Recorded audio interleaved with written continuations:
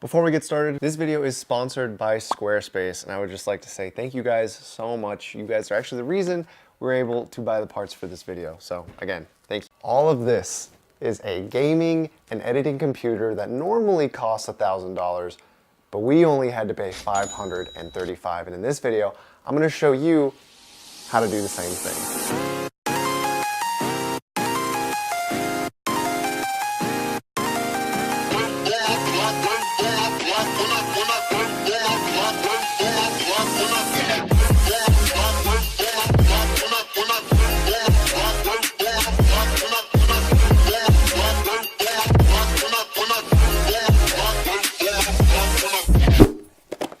And quick plug, I am streaming a little bit more often on Twitch now. We do giveaways and punishment games. So if you guys want to stop by and check it out, it's a lot of fun. I'll leave a link in the description. All right, so I always get questions of people asking how can they get the best performance out of their computer when they're on a budget. So this is a list of parts that I believe are the best value for someone who is willing to put in just a little bit of work. I'll be explaining what each part is, why I got it, how I got it, and for how much, and how you can get it. So without further ado, let's get into the parts. This is a Ryzen 7 1700X, which normally retails for $200. This is an 8-core processor, which is way more than a hardcore gamer or even a professional editor would ever really need. It can handle streaming, gaming, and content creation pretty easily. I got this because it was on sale for a great price, which I will share in a little bit. Now, why should you look to buy this? This specific CPU is actually one of the first processors that AMD released for the Ryzen series.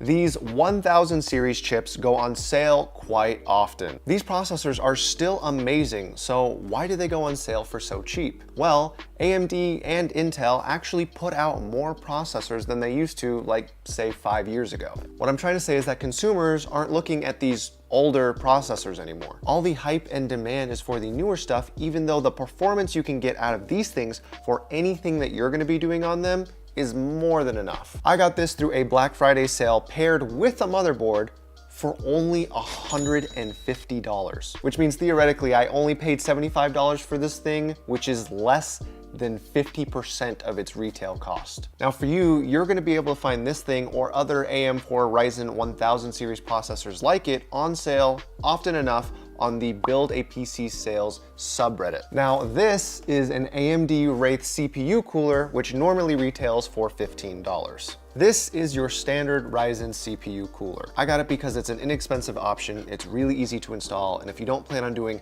hours upon hours upon hours of gaming or content creation, I'm talking like 6, 7, 8 hours at a time, this will be more than enough. And a small side note, some of the Ryzen processors actually come with a cooler already in the box. So if you want to tell if you're going to get one of those, check to see if the processor comes in a square package, then you know that you're already gonna get one of these and you don't have to buy one separately. I actually got this on Amazon for its retail price of $15, and if you're looking to get this, I suggest you do the same. Next, we have our motherboard, which is an AX370 Gaming, which normally retails for $100. The reason we have this specific motherboard, like I touched on before, is because it came with the bundle. Spare change. Since that bundle isn't going on right now, I would just recommend that you get any 300 series AM4 motherboard that looks the way you want it to, that fits in your budget. Newegg.com or the Build a PC Sales subreddit that I talked on before would be good places to start looking. It should be pretty easy for you to find a motherboard like this for well under the retail price of $100. Now the graphics card we went for is the Zotac GTX 1060, the 6GB variant, which normally retails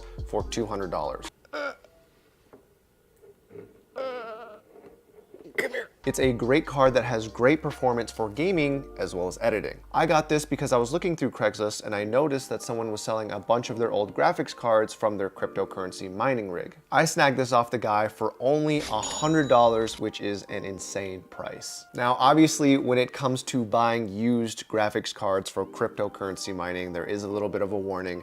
You do take a risk when you buy some of these cards because if they weren't used properly, the lifespan of these things could be considerably shorter. Now, there are a bunch of methods used for testing used graphics cards that I'm not gonna cover here, but you can search those tutorials on YouTube. Now for you, if you're looking to get a used mining graphics card, which I highly recommend, I suggest you start looking through your local marketplace, which should consist of Craigslist OfferUp, Letgo, or the Facebook Marketplace. A lot of those options are very successful for me, and if you live in a city, they should work for you as well. Now, if you live out in the country or a small town, you probably shouldn't be building a computer. I'm sorry, man. For our RAM, we're using 16 gigabytes clocked at 3000 megahertz of Corsair Vengeance RGB. This normally retails for $120. This is Enthusiast DDR4 RAM, which comes with the very mandatory RGB lights. I got this because it is higher frequency RAM, which Ryzen processors need to maximize their performance. I got this again through a Black Friday sale for only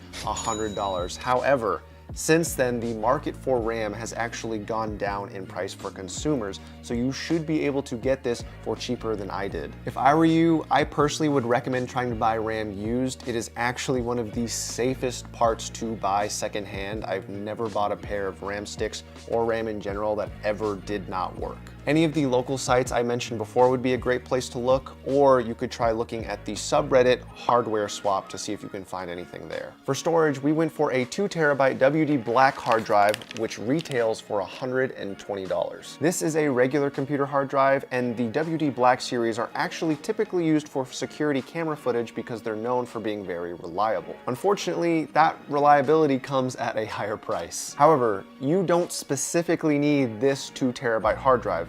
As a matter of fact, you don't need a hard drive at all. The reason I got this is because this computer is actually going to my uncle who wants to edit videos on this system. So this is gonna be where all the videos and photos get stored. If you're just playing games, you don't need this. However, if you do want some extra space to store some stuff, go on eBay, search a 7200 RPM HDD, and ask your mom for a credit card. Buy the hard drive, not V-Bucks. I was actually able to get this through eBay myself for only $40 when I patiently waited for one of their 15% off sales that you guys should keep a lookout for too. This is an M.2 SSD, which has 250 gigabytes of holding space made by Crucial. This is the main drive that our system will be running off of, and it's where Windows will be installed. Sorry, Linux users. The reason we're getting an M.2 SSD is because if your motherboard supports it, it's actually really easy to install, and it uses less cables than a regular SSD would. And in case you don't already know, if you're running your games or installing your operating system onto an SSD rather than an HDD,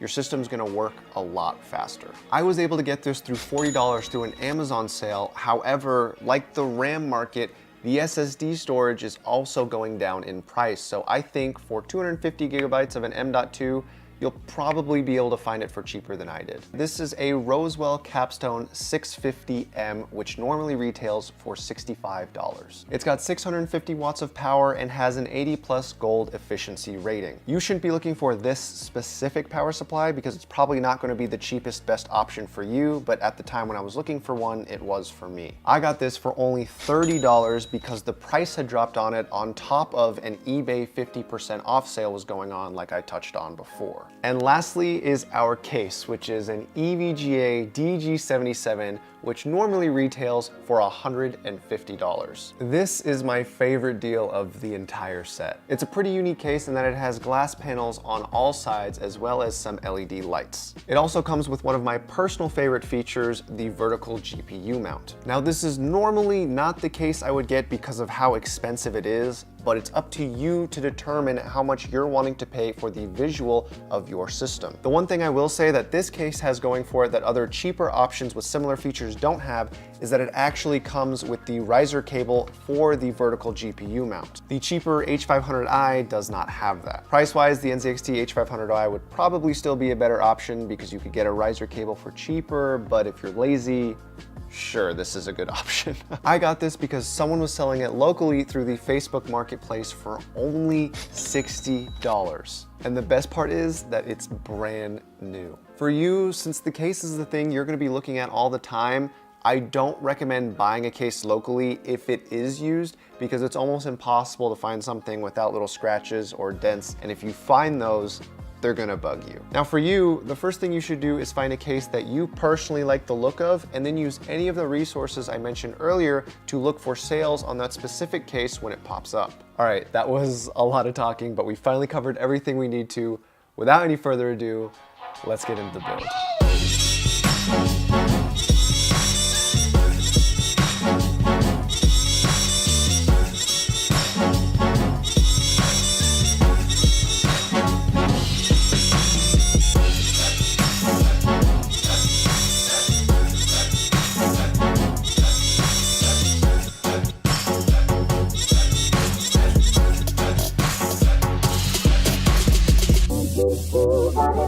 The one my heart has gone to may not want to wait.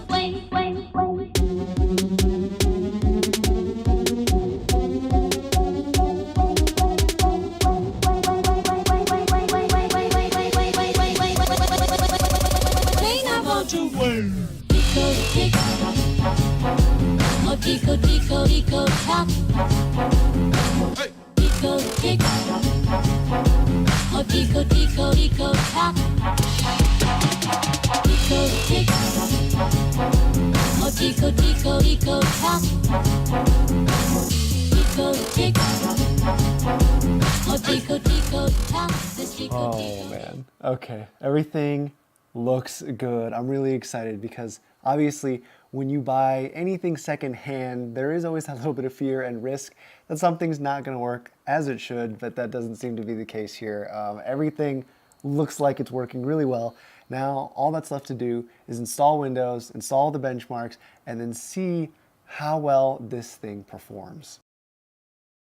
All right, so everything is installed, and now it's time to see just how powerful this actually is. We are going to be benchmarking with Cinebench R15, Unigine Heaven, CSGO, and then finally we're going to be using Apex Legends. Let's see if this thing lives up to the $1,000 hype.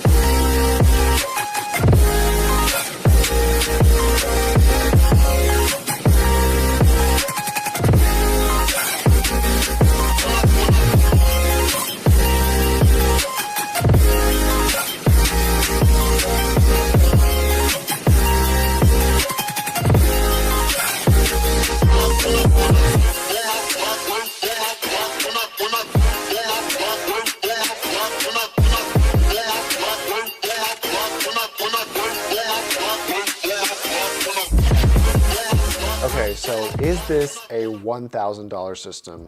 Yes and no. The reason I say yes is that this computer is pretty evenly balanced. Typically, nowadays when people build a computer, it is usually for gaming because of how popular it has become in the last few years. So a lot of times their budget is geared mainly towards the graphics card or any other components that will help accelerate its gaming performance, getting the maximum FPS possible in games. A lot of times what will end up happening in those systems is that they will have weaker processors, but over-the-top graphics cards. So while those computers will absolutely kill it in the gaming department, when it comes to something like content creation, it will lack a little bit. On the other hand, for example, if someone were to build an editing computer, then the processor and the RAM would be the most stressed parts for the budget. And you would definitely see less of an emphasis on the graphics card, assuming you're not doing something like 3D modeling or rendering. So as for this computer behind us, it actually falls right in the middle of that spectrum. This computer wouldn't be able to put out as many FPS as those gaming specialized computer, and it wouldn't be able to render as quickly as some of these professional editing systems would. However, let's say that you're a person who is interested in both, potentially gaming as well as maybe editing some of that and turning it into a YouTube channel. That person would be more than happy with this system, and they would find a nice equal balance, which we talked about in the beginning. $1,000 computer? I think so, but let me know what you guys think. I would love to hear your opinions in the comments. All right, so I'm about to pack this thing up and mail it over to my uncle, but before I get going, I want to talk to you guys for a second about Squarespace. Squarespace is a website building platform, and it is an all-in-one service. For those of you guys that don't know, it means that you can buy your website's domain name there, it has the server to host your website, and it has the tools to help you actually build it yourself. Now, why would that be relevant to you? Well, for those of you that actually watch this channel, you would understand that I give many tips on how to actually make money by buying and selling computer parts or building entire machines and then selling them as an entire system. If you wanted to turn that into a side business like I do, nothing would help make you seem a little bit more professional than an online presence. And honestly, Squarespace is a great place to go if you want it to look as professional as possible. And if you guys want 10% off, there is a link on screen that I'm gonna be showing right now, as well as a link in the description for you guys to use. So a big thank you to Squarespace and for you guys for watching this video. Check the link out below. I hope you found this video creative, entertaining, or informative in any way, shape, or form. And as always, have a great day.